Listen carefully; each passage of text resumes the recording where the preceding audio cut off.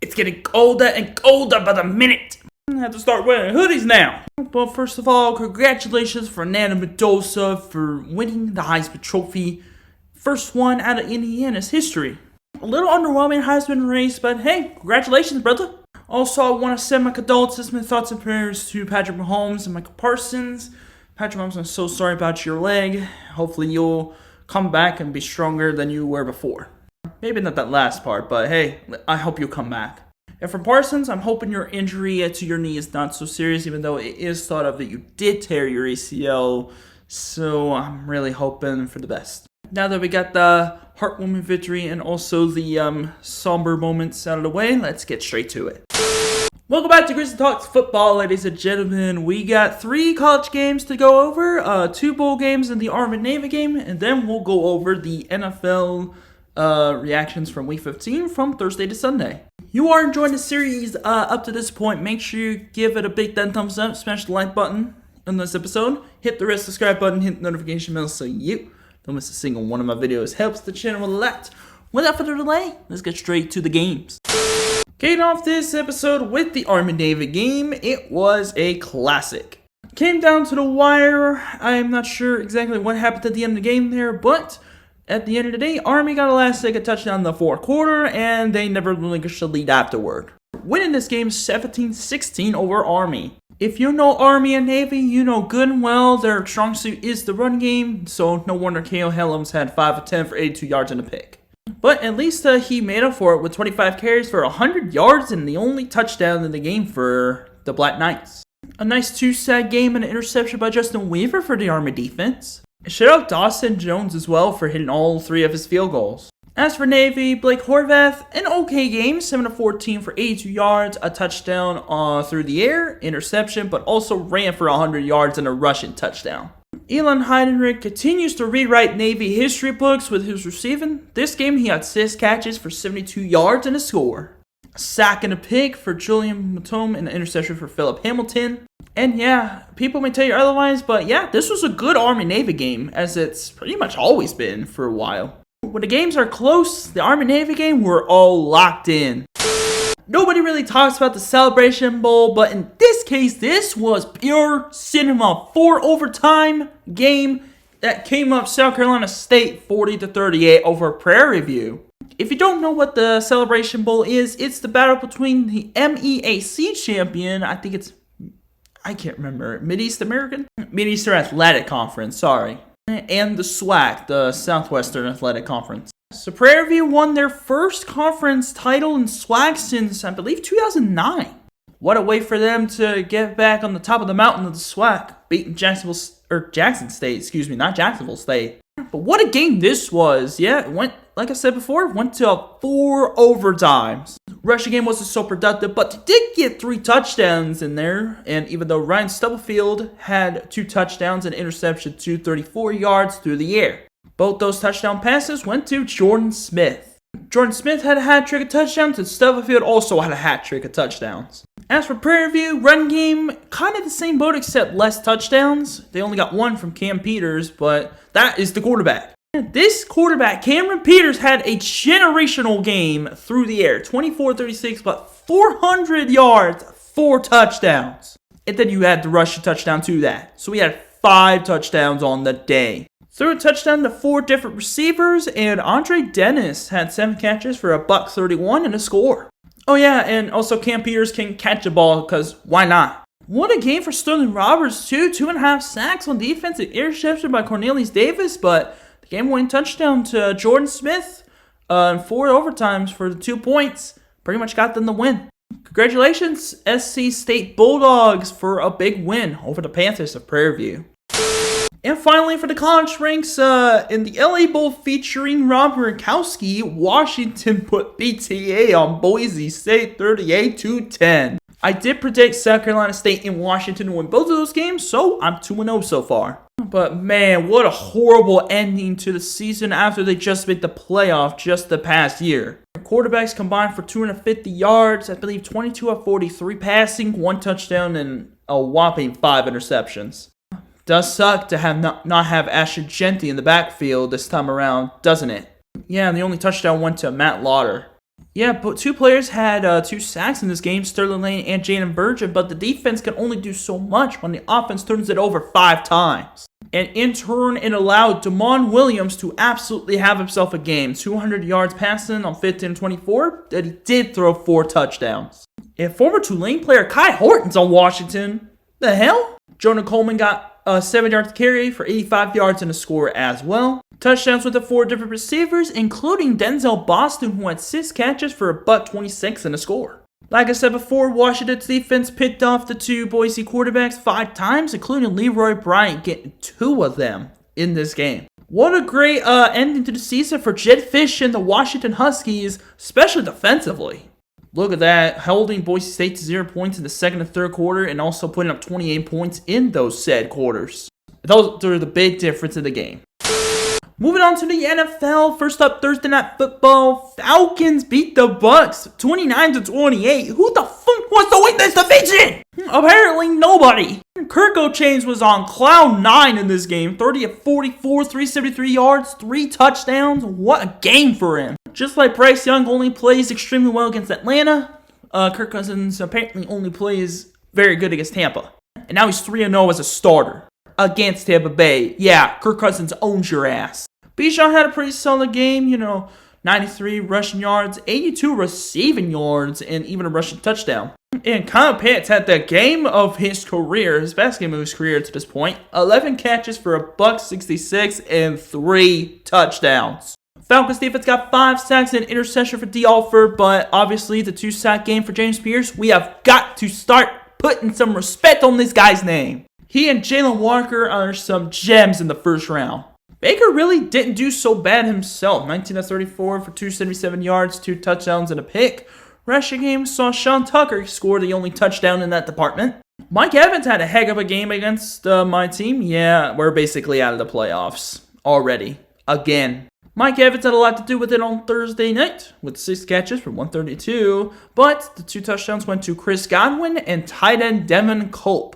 Little rough day for Tampa Bay's defense except for the 1 turnover they got from a Jacob Parrish fumble recovery. 3 forced fumbles by Christian Ezian, Levante David, and Hassan Reddick, who also had a sack. Holding Atlanta to 0 points in the first and third quarters and still losing. Oh, by the way, Falcons had 20 penalties in this game.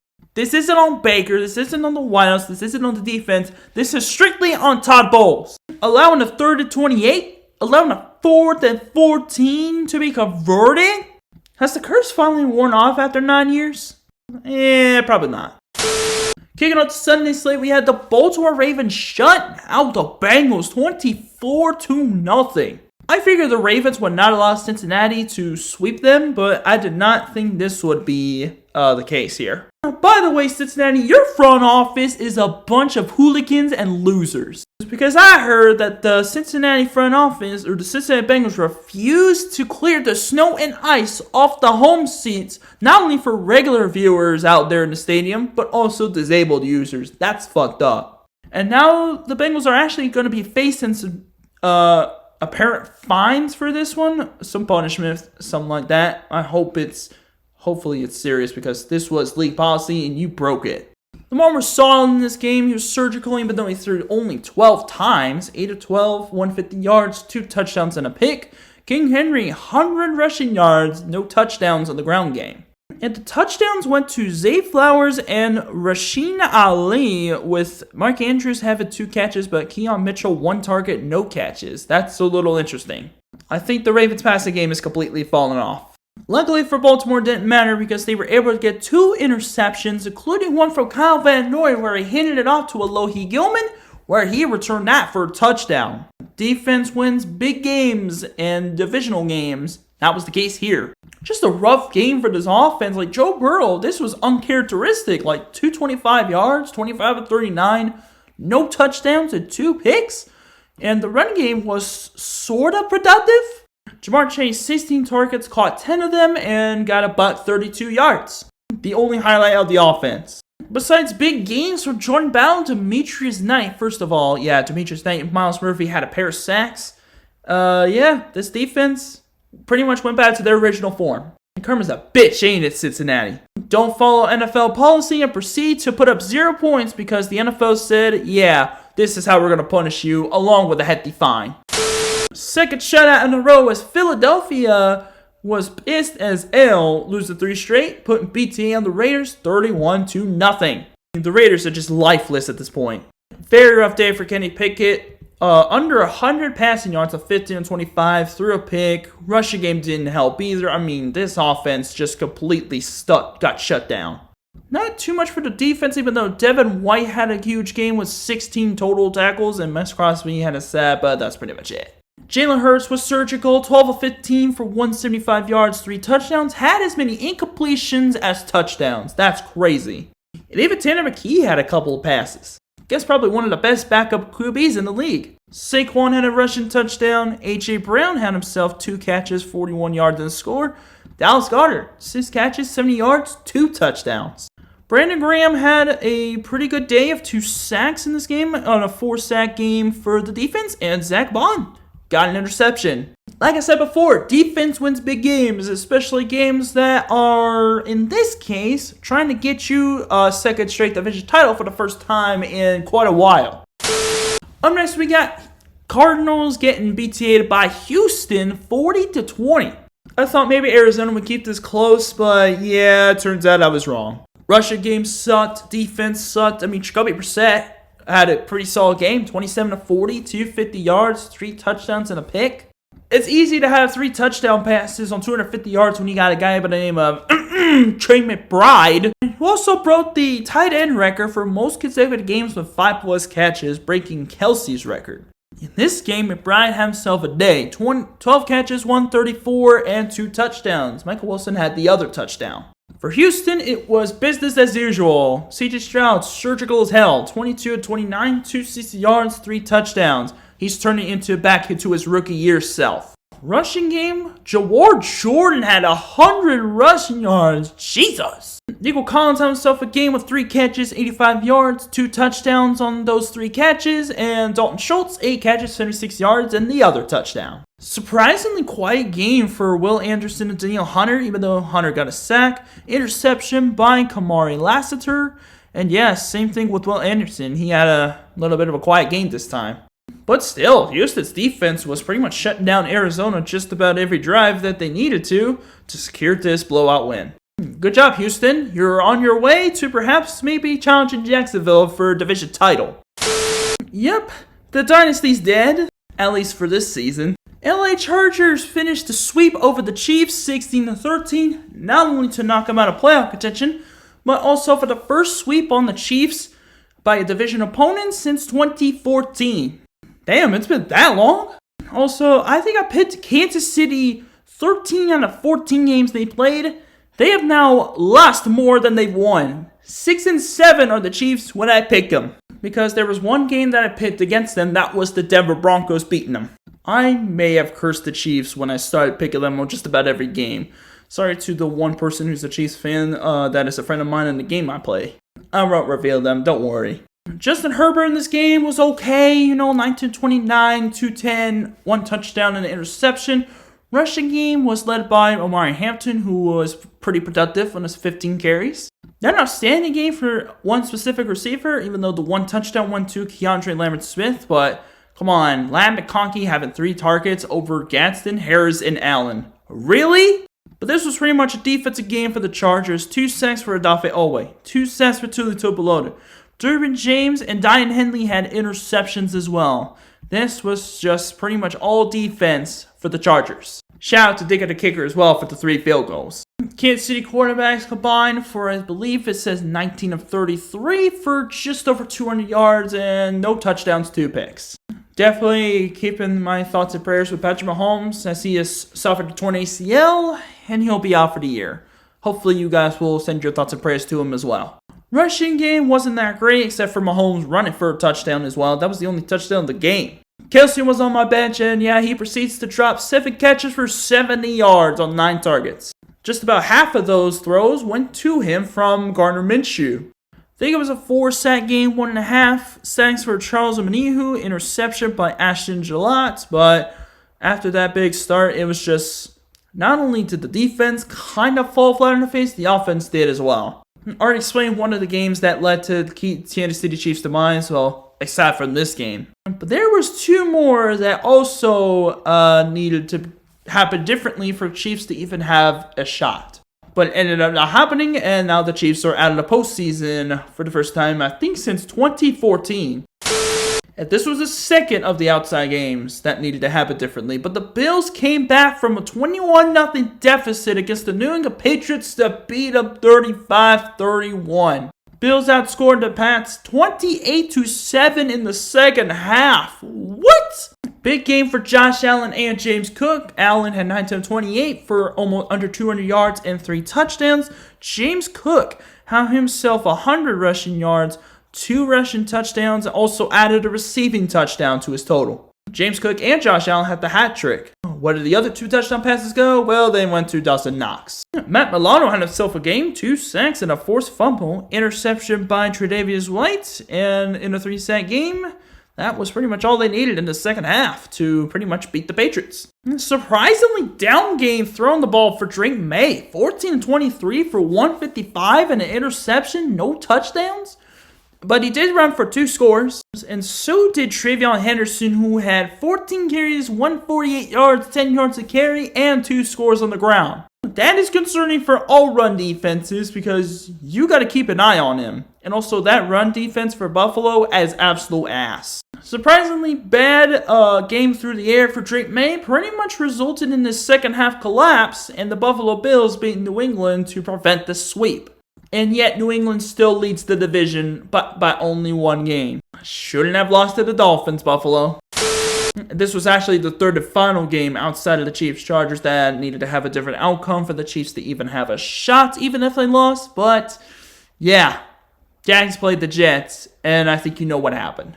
48-20 was the final score. It was a smacking. Really, only good highlights for the Jets offense really was a Isaiah Davis touchdown. Brady Cook throwing a touchdown to A.D. Mitchell, but other than that, Brady Cook sought 3 interceptions on the day. There is the A.D. Mitchell touchdown right there. And in turn, Trevor Lawrence had himself a game for the ages. 5 touchdown passes on 330 yards passing, 20-32. Also ran for a touchdown. Etienne, as a running back, had 3 catches, all of them for touchdowns. And the other 2 touchdowns went to Bashal Tootin and Brian Thomas Jr., the only wideout to have a touchdown in this game because 4 touchdowns went to running backs.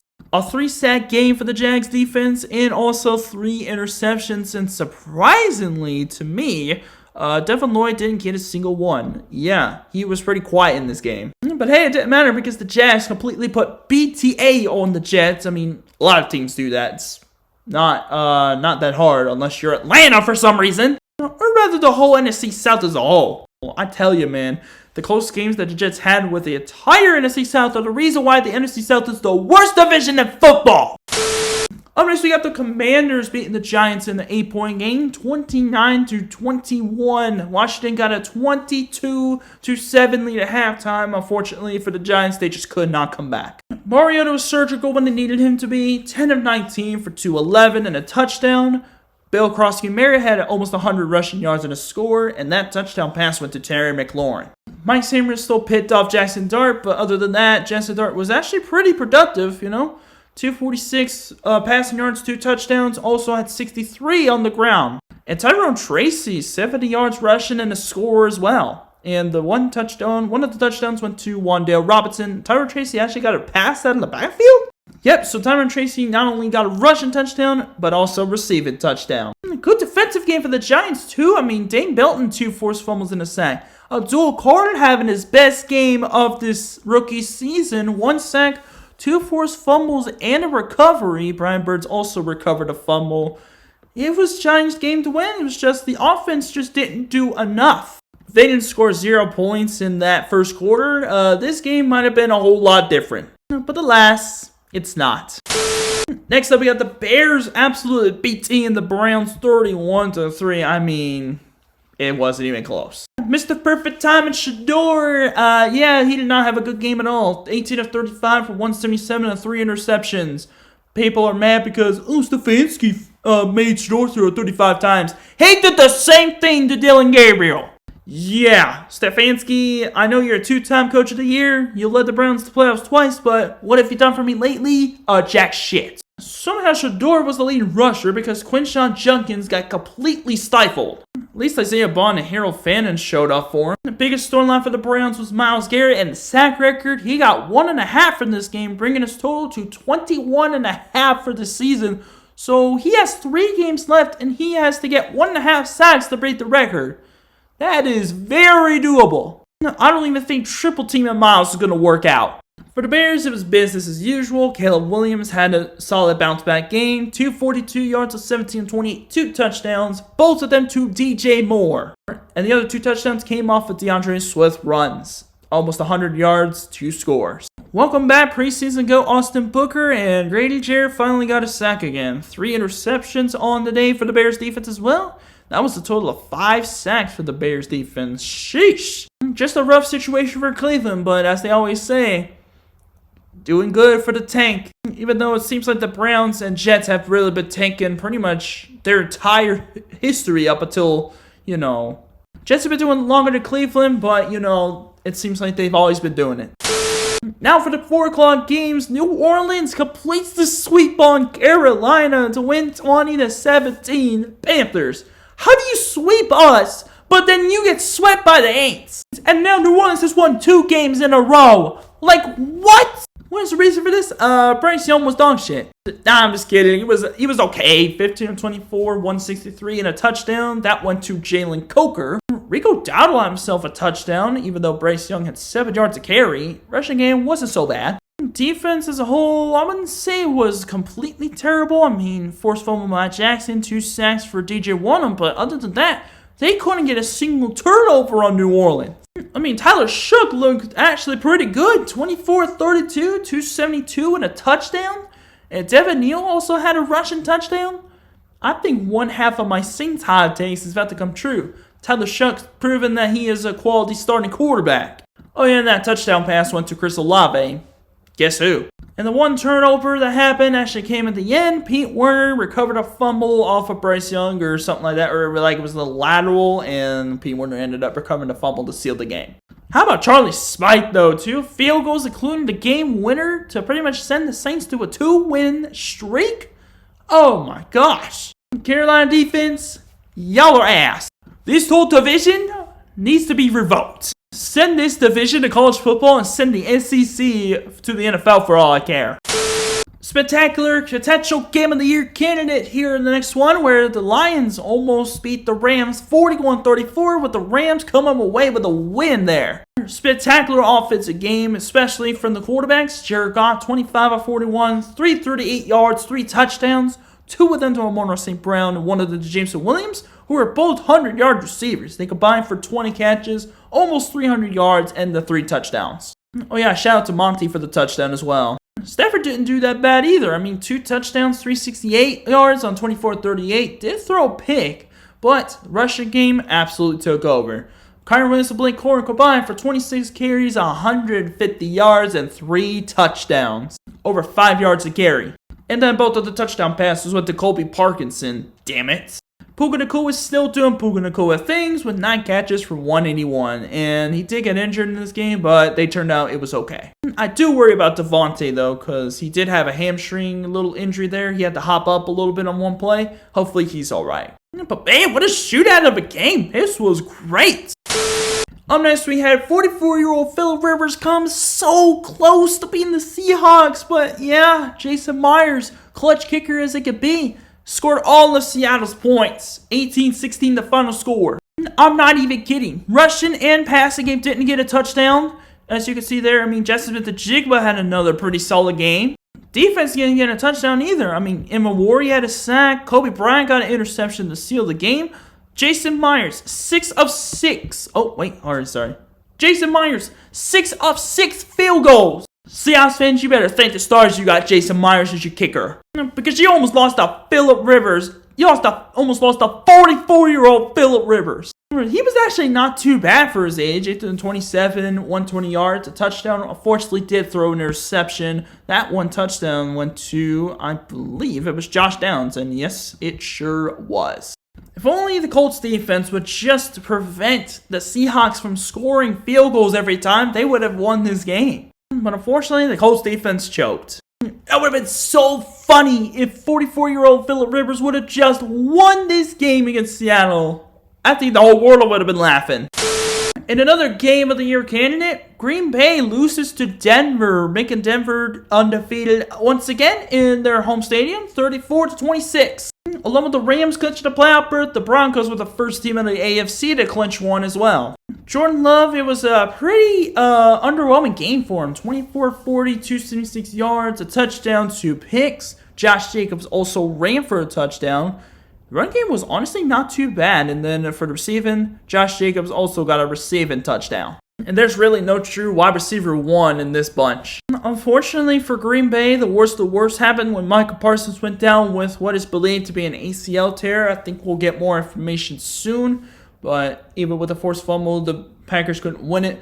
Hopefully, we're sending our thoughts and prayers for Micah Parsons that it's not so serious. Because this guy was an absolute once-in-a-lifetime defensive talent. Also, nice game for Brandon McManus. And as for Denver, Bo Nix had himself a heck of a game. 300 yards on 23 of 34 for 4 touchdowns. RJ Harvey also ran for a touchdown. And the 4 touchdowns went to 4 different receivers. 7 catches for about 13 and a touchdown for Sutton. Touchdown for Franklin, Lil Jordan Humphrey, and Michael Bandy. 2 interceptions came from Riley Moss and Pat Surtain. Was surprised Riley Moss got an interception. And the Denver defense did a job at the end to make sure Green Bay could not come back. Denver's in the playoffs, and they actually won 11 straight now. They're actually 2 games ahead of the Chargers, who did beat them the last time they played. So Denver's going to have to win 2 more games to pretty much secure themselves as AFC West champs. Good luck, Denver. And the final 4 o'clock game for the Sunday games, we had San Francisco beating Tennessee 37-24. Titans actually put up a lot of fight in this one. I feel so bad for Cam Ward. Like, this guy is literally, along with Tony Pollard, the best players on that offense. 2 touchdowns, 170 yards, 8-29, but a lot of those passes were drops as well. Also, the run defense for San Francisco has got to be studied because this is unacceptable. Tony Pollard getting 100 yards and a touchdown on the ground. Then we get to the touchdown passes. Gunnar Helm got that 1 touchdown. The one offensive player who got a receiving touchdown. But then Jeff Simmons caught a touchdown.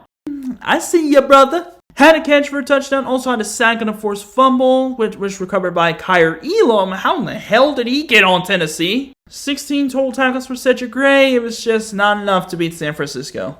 Purdy pretty much had a very surgical game. 23 of 30 for 295 and 3 touchdowns. McCaffrey ran for a touchdown. George Kittle caught a touchdown. Juwan Jeans caught 2 touchdowns, much to my dismay. And yeah, the defense didn't really do anything noteworthy, to be fair. And it didn't matter because the Titans defense couldn't stop San Francisco for anything. But hey, at least the Titans know their tank. And finally, we go to the Sunday night game where Minnesota beats Dallas 34-26. Cowgirls, you lost to 9? You made 9 actually look decent. 15-24, 250 yards, 2 touchdowns, and a pick. I mean, I guess I should have expected it from Cowboys defense. Also ran for a touchdown along with fullback CJ Ham, and both of those receiving touchdowns were from Jalen Naylor. Somehow Dak didn't throw a single touchdown this game despite throwing for 294 yards, 23 of 38. Both of the touchdowns that came in this game were from the run game. Javonte Williams, 91 yards, a touchdown. Malik Davis also ran for 1. CeeDee Lamb, 6 catches for $111, but George Pickens, 3 catches on 6 targets? What? Where the heck were you all game? Unfortunately for Dallas, they made Aubrey kick 6 times and he only made 4 kicks. That is really concerning for Dak. Brian Flores has struck again, and somehow Minnesota is 6-8. After that game, Dallas, you don't even deserve to go to the playoffs. That'll do it for this episode of Grizzly Talks Football. If you enjoyed this episode, make sure you get this a big thumbs up. Hit the red subscribe button, hit the notification bell so you don't miss a single one of my videos. This is the Grizz signing off for now, and until next time, I'll see you guys later. Peace, love, keep the Grizzly vibes with you at all times. Take care.